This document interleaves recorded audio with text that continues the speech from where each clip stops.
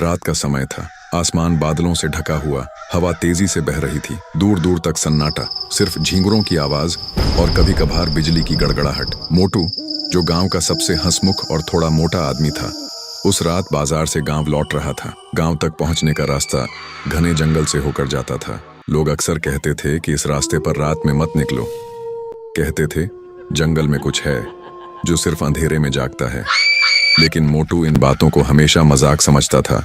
उसने सोचा, अरे मैं मोटू हूं, मुझे कौन डरा सकता है। हाथ में थैली लिए वह गुनगुनाता हुआ आगे बढ़ रहा था। लेकिन आज हवा में कुछ अजीब था। पेड़ों के बीच से जैसे कोई फुसफुसा रहा हो। मोटू के कान खड़े हो गए जब उसने साफ सुना, उसके पीछे कदमों की आहट। उसने मुड़कर देखा, कोई नहीं। वह आगे बढ़ा और आहट फिर सुनाई दी। इस बार जैसे कोई उसके पीछे पीछे चल रहा हो। मोटू का दिल जोर से धड़कने लगा।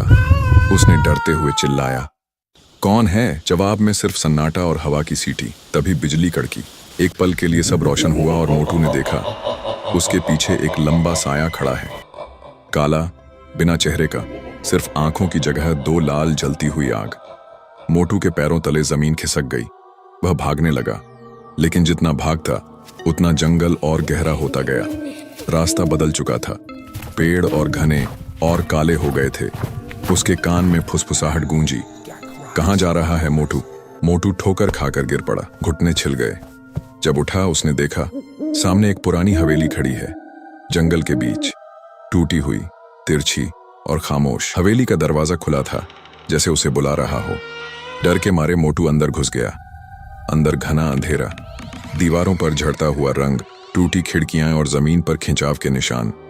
तभी दरवाजा अपने आप बंद हो गया। मोटू ने जोर से धक्का दिया, पर दरवाजा हिला भी नहीं। उसके बाद उसने देखा, कमरे के कोनों में कई साए खड़े हैं। हर एक के चेहरे नहीं, सिर्फ दो लाल आंखें। सभी धीरे धीरे उसकी तरफ बढ़ने लगे और पीछे से वही पहला साया उसके कान में फुसफुसाया, कहा था ना, रात को इस रास्ते मत आना। उसके बाद हवेली में सिर्फ एक गूंज सुनाई दी, मोटू की चीख, और फिर सन्नाटा।